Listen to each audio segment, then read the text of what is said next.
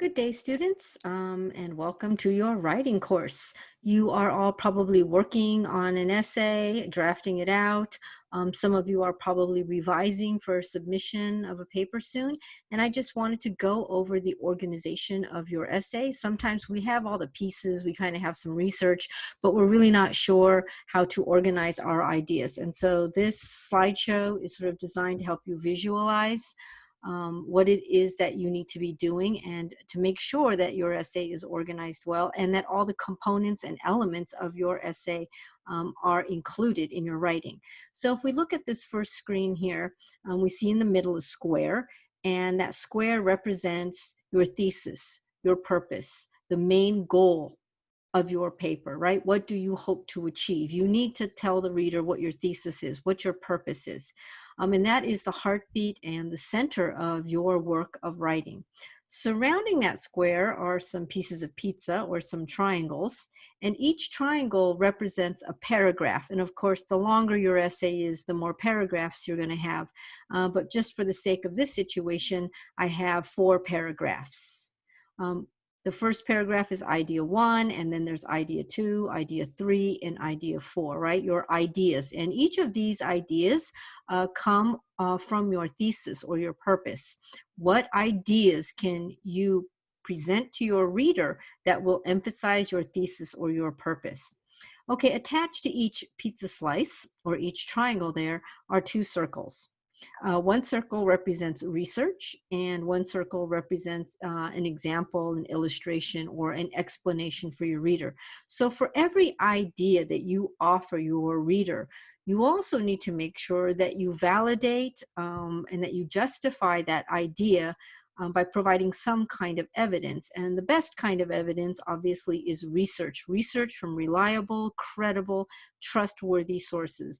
Data and statistics that have been collected by experts, right, who collect data and statistics. So in the other circle is an example or an explanation. So you explain your idea to your reader, you provide some research, but you need to connect to your reader.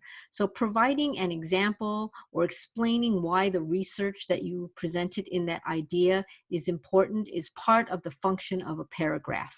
So your paragraph is a self-contained singular idea, an idea that is supported through solid research and explained to your reader in details or by providing a solid example. All right, so if you look at this, make your essay look like a giant construction paper with shapes on it. But it's important that you develop all of these elements, right? Your ideas have to have research, an example, and explanation. Your thesis must be explained in 3, 4, 5, 6 paragraphs. All right, so let's move on to the next slide. What is the paragraph? So we're back to this triangle, this pizza slice.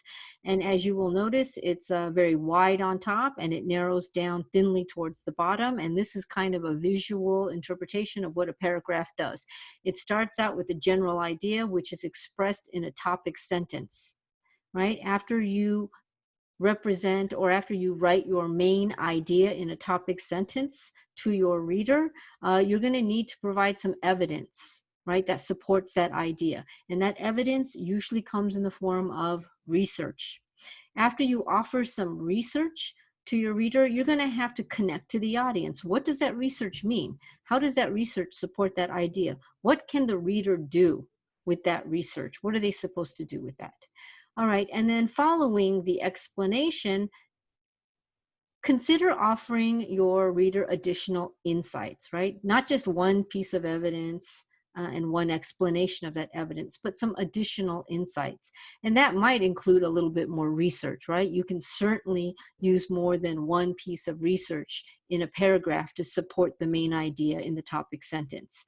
The additional insights, additional explanations, additional examples, additional research should always emphasize the main idea. What's the main idea? The main idea is in your topic sentence. All right, the last part of every paragraph should offer a small conclusion, and a transition to the next idea. So again, the proper format for a paragraph is the topic sentence, offering some research, creating audience connection. Always want to connect to your audience. explain to them carefully what your idea is. You want to emphasize your main idea by offering any additional insights. And then at the end, you're going to conclude and transition to the next idea. All right, integrating research. So sometimes we have problems sort of integrating research. And what integrating research means is when you offer research to your reader, you need to first make the statement of who your source is and what they do. So for example, Tom Jones is a scientist at the laboratories in Washington State where they study biotechnical engineering. You can't just say Tom Jones did research. Tom Jones said, right? You need to explain to your audience why we should trust the research. Once you're done introducing your source, you need to place the quote or the summary or the paraphrase of the information. And then you need to justify or explain how that cited information, that quote, that summary, that paraphrased information warrants the main idea of your paragraph. So for example, Tom Jones, the director of child service, reports that approximately 30% of foster youth become homeless 3 months after aging out of foster care. Smith, 76. This data explains the continual rise of the number of homeless yearly. It is also an illustration of the need for social service reform. All right, so I'm going to go through this a little bit more slowly. First, I'm going to introduce who the information is from and why we should trust that information. Tom Jones, the director of child service, reports that, comma, open quote, approximately 30% of foster youth become homeless 3 months after aging out of foster care, close quote, open parentheses, Smith, comma, 76, close parentheses, period. This is me properly placing the quote. So all the writing that appears between the quotation marks is what I directly took out of Tom Jones's report. At the end of the quote, I have in parentheses Smith, comma, 76. What this indicates is that the author of the source, the person who wrote the article that I'm citing from, last name is Smith, and I took this quote from page 76 of their article or their book. This data explains the continual rise of the number of homeless yearly, period. It is also an illustration of the need for social service reform. That last part justifies or explains how I want the reader to understand the quote or the information that I just provided for them. So again, make sure you explain who your source is and what they do. Make sure you properly place the quote or the summary or the paraphrase. And then make sure you follow that up by a sentence or two or three that justifies or explains how that quoted information, how that research warrants the main idea of the paragraph. All right, so when you're sort of outlining your essay and you're trying to decide what goes where, if you look or you think about your essay sort of visually, it's a bunch of pizza slices, right? So here I have 8 pizza slices. Now, however long your essay is going to determine how many pizza slices that you're going to be using, but this is just sort of a general guideline. The first paragraph generally serves as an introduction that offers your thesis or the main purpose of your essay. The next paragraph is usually an introduction that provides background and information on a topic that you're writing about, that your reader needs to know to understand what you're writing about. So let's say your essay is on World War II, right? You want to be able to give some background information on World War II to your reader. Don't assume that your reader knows what you're talking about. So provide that background information. The third paragraph, I'm going to call a body paragraph, and that's where you present your first idea. And we went over the pizza slice paragraph just a couple of slides ago. And then I'm going to have a second idea and then a third idea. If it's a longer paragraph, I may have, a longer essay, I may have 8 pizza slices for body paragraphs. As I'm coming towards the end of my essay, I like to include three paragraphs, one called the benefit paragraph, the value paragraph, and finally the conclusion paragraph. Do you always need to have a benefit paragraph, a value paragraph, and a concluding paragraph? No, right? It really does depend on what you're writing about. But these are paragraphs you might want to consider putting into your essay. Benefit paragraph. A benefit paragraph tells your audience how they benefit from the information or the argument you just made to them, right? It's again connecting with your reader, making the reader feel involved in part of the writing process, right? So you write a paragraph that basically tells your audience this is how the information can benefit them.